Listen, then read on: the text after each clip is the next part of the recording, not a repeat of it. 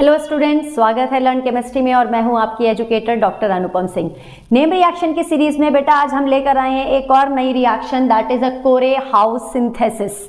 हमने पहले Wurtz reaction पढ़ी थी। वुड्स रिएक्शन से हम क्या करते हैं, अल्काइल हैलाइड से हम हाइयर एल्केन बनाते हैं।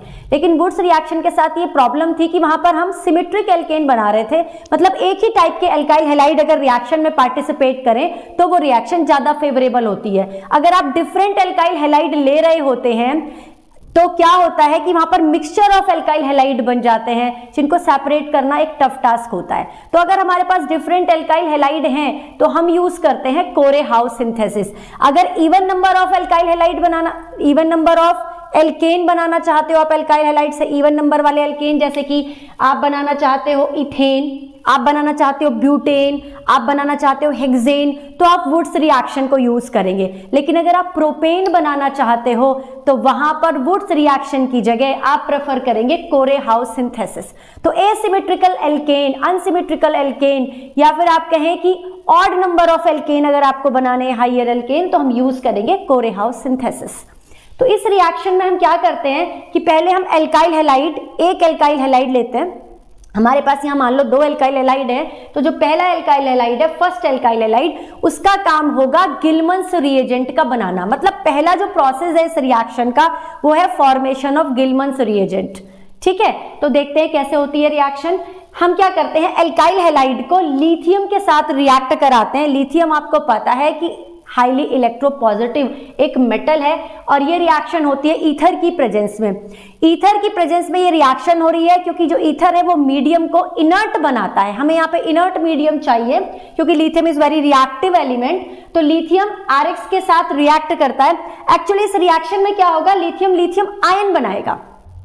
ठीक है, लिथियम आयन बनाएगा तो साथ में दो इलेक्ट्रॉन लूज कर देगा, क्योंकि एक इलेक्ट्रॉन एक जो एटम है वो एक इलेक्ट्रॉन लूज करेगा। हमने यहाँ पे दो एटम लिए हैं तो दो इलेक्ट्रॉन हमारे पास होंगे। वो दोनों इलेक्ट्रॉन ये R ले लेगा। जो ये R है बेटा, क्योंकि ये कोवेलेंट बॉन्ड है और यहाँ पर हेटेरोलाइसिस होगी क्योंकि बॉन्ड के अंदर पोलैरिटी है due to the partial negative charge and partial positive charge.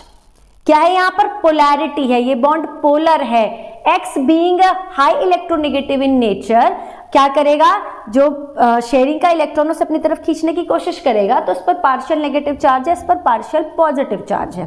तो अगर ये बॉन्ड टूटेगा तो हमें क्या मिलेगा, यहाँ पर कार्बोकेटाइन मिलेगा। अब ये कार्बोकेटाइन क्या करता है, ड्यूरिंग द रिएक्शन ये जो यहाँ से दो इलेक्ट्रॉन निकले हैं ना, उन दोनों इलेक्ट्रॉन को एक्सेप्ट करके कार्बन एनायन में कन्वर्ट हो जाता है। भाई एक इलेक्ट्रॉन लेगा तो फ्री रेडिकल बना देगा कार्बोकेटाइन, दो इलेक्ट्रॉन एक्सेप्ट करेगा तो एनायन बना देगा। और वो एनायन, जो एनायन बनेगा, जो R नेगेटिव बनेगा, वो इस Li के साथ जुड़ जाएगा क्योंकि Li इलेक्ट्रोपॉजिटिव है, Li प्लस की फॉर्म में आ चुका है, तो हमें मिल जाएगा RLi।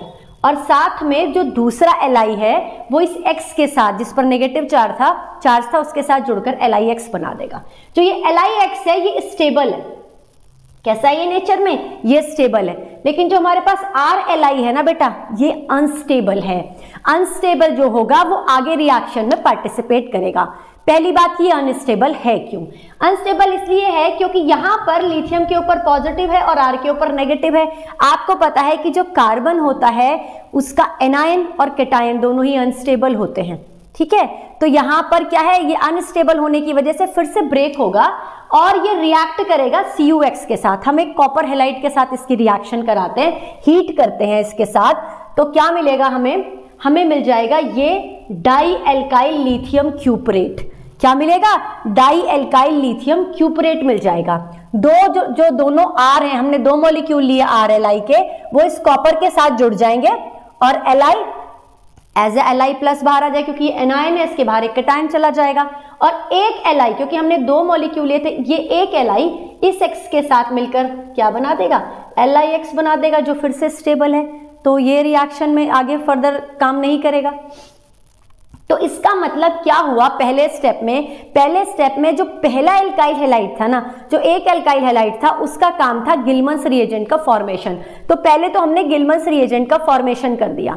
गिलमन्स रिएजेंट की अब बात करते हैं। गिलमन्स रिएजेंट का नाम मैंने आपको बताया, डाई एल्काइल लिथियम क्यूपरेट, क्योंकि इसके अंदर एक D ब्लॉक का एलिमेंट है और एक S ब्लॉक का एलिमेंट है ना।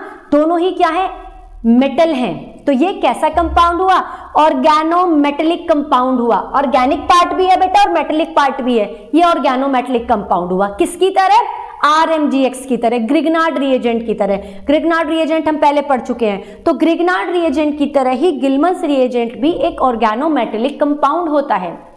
और जैसे ग्रिग्नार्ड रिएजेंट एक न्यूक्लियोफाइल देता है रिएक्शन में, R नेगेटिव को देता है रिएक्शन में, ऐसे ही ये गिलमन रिएजेंट भी R नेगेटिव देता है, एक न्यूक्लियोफाइल को देने का काम करता है। तो देखते हैं ये आगे कैसे एक्ट करता है। तो जो गिलमन रिएजेंट है हमारे पास, जो बनाया है हमने पहले वाले एल्काइल हैलाइड से, वो सेकेंड एल्काइल हैलाइड के साथ रिएक्ट करेगा। और ये जो गिलमन रिएजेंट है, मैंने क्या कहा कि ये न्यूक्लियोफाइल डोनेट करने का काम करता है, न्यूक्लियोफाइल को रिलीज करता है, R नेगेटिव को रिलीज करता है, तो ये एक R नेगेटिव दे देगा। और ये R नेगेटिव इस R डैश के साथ मिलकर क्या बना देगा? हमारे पास मिल जाएगा एक एसिमेट्रिक हायर एल्केन। हमें क्या मिल जाएगा? एक एसिमेट्रिक हायर एल्केन मिल जाएगा। और बाहर क्या क्या निकल जाएगा भाई? कॉपर निकल जाएगा, साथ में एक R, क्योंकि एक R तो उसके साथ जुड़ गया, एक ये R नेगेटिव मिलेगा, एक Li पॉजिटिव मिलेगा, एक X नेगेटिव मिलेगा। जितने पॉजिटिव आयन मिले उतने नेगेटिव आयन मिल गए।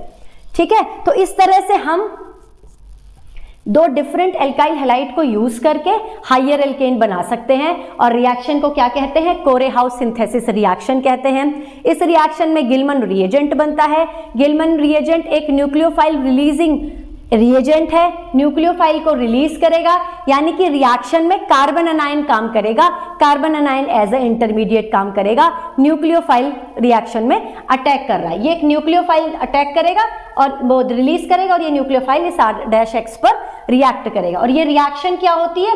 SN2 न्यूक्लियोफिलिक सब्स्टिट्यूशन रिएक्शन होती है। तो ये पॉइंट्स बेटा आप ध्यान रखेंगे। SN2 रिएक्शन है, न्यूक्लियोफिलिक सब्स्टिट्यूशन है, न्यूक्लियोफाइल कौन रिलीज कर रहा है? गिलमन रिएजेंट यूज कर रहा है, जो कौन है? एक ऑर्गेनोमेटेलिक कंपाउंड है, लाइक RMGX। लेकिन ये RMGX से लेस स्टेबल होता है, मतलब इसमें इलेक्ट्रॉन डेंसिटी कम होती है। वो एक अलग चैप्टर है, उसको हम अलग से डिस्कस करेंगे जब हम रिएजेंट को आपस में कंपेयर कराएंगे। अभी हम रिएक्शन की बात कर रहे हैं। तो ये थी हमारी कोरे-हाउस सिंथेसिस। अच्छा, अगर मैं इसका कोई एग्जांपल लूं, मेरे पास कोई एल्काइल हैलाइड है, मान लो मेरे पास है CH3I, और इस एल्काइल हैलाइड का मैंने लिथियम के साथ रिएक्शन कराई, किसकी प्रेजेंस में कराएंगे? ईथर की प्रेजेंस में कराएंगे, इनर्ट मीडियम क्रिएट करेंगे, तो मुझे क्या मिल जाएगा? CH3Li मिल जाएगा, है ना। बिल्कुल वैसे ही रिएक्शन होगी कि भाई Li ने क्या किया? इलेक्ट्रॉन डोनेट किए, उन इलेक्ट्रॉन को CH3 ने एक्सेप्ट किया, CH3 ने क्या बनाया? CH3 बन गया एनायन, है ना। ये एनायन बना और उस एनायन ने लिथियम के साथ जुड़कर ये कंपाउंड बना दिया। अब जो ये कंपाउंड है, हमने कहा ये कैसा है? अनस्टेबल है, क्योंकि इसके ऊपर नेगेटिव चार्ज है, और ये नेगेटिव की चार्ज की फॉर्म में स्टेबल नहीं रहता, ये स्टेबल होना चाहता है। तो क्या होगा? इसकी रिएक्शन हम CuX के साथ इसको हीट कर देंगे, तो हमें क्या मिल जाएगा? CH3 का होल ट्वाइस CuLi, हमें ये मिल जाएगा, that is dimethyl lithium cuprate, इस वाले हैलाइड का गिलमन रिएजेंट। ठीक है, हर एक हैलाइड अपना नया गिलमन रिएजेंट बनाएगा, अपने एल्काइल ग्रुप को यहां पर लगाएगा। ठीक है, अब जो हमारा ये गिलमन रिएजेंट बन गया, जो हमारा डाई एल्काइल, जो डाई मिथाइल है, यहां पर डाई मिथाइल लिथियम क्यूपरेट बन गया, इसका क्या काम है? ये एक CH3 को देगा, CH3 नेगेटिव को देगा, R नेगेटिव रिलीजिंग होता है ये, तो ये न्यूक्लियोफाइल को देगा, और वो न्यूक्लियोफाइल अटैक किस पर करेगा? जो मेरे पास दूसरा एल्काइल हैलाइड रिएक्शन में प्रेजेंट है। मान लो मेरे पास जो प्रेजेंट है, मैं इसकी रिएक्शन कराऊं, यहां पे कराते हैं, CH3 CH2 CH2 Cl, ये है मेरे पास। ठीक है, तो ये जब इसके ऊपर रिएक्ट करेगा तो क्या होगा? ये क्या देगा? ये तो देगा ना CH3 नेगेटिव, और वो CH3 नेगेटिव यहां पर जुड़ जाएगा और ये Cl बाहर निकल जाएगा। तो क्या प्रोडक्ट बनेगा? प्रोडक्ट बनेगा CH3 CH2 CH2 CH3। हमें क्या मिल गया? हमें मिल गया ब्यूटेन। क्या मिल गया बेटा? हमें ब्यूटेन मिल गया, हाइयर एल्केन हमें यहां पर मिल गया। कोई भी एल्काइल हैलाइड हो, आप उसके साथ रिएक्शन कराएं। अब यहां पर एक ट्रिक, अब आप डायरेक्ट कैसे करेंगे?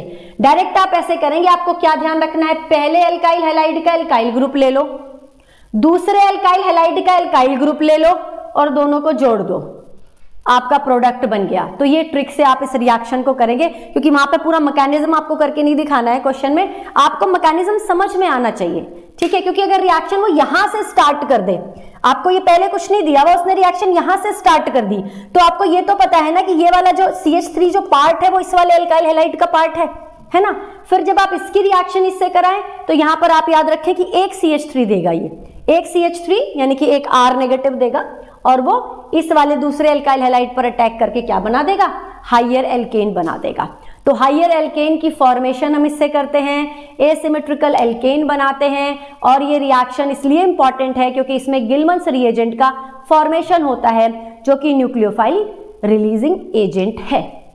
तो बेटा पढ़ते रहिए और बढ़ते रहिए। All the best.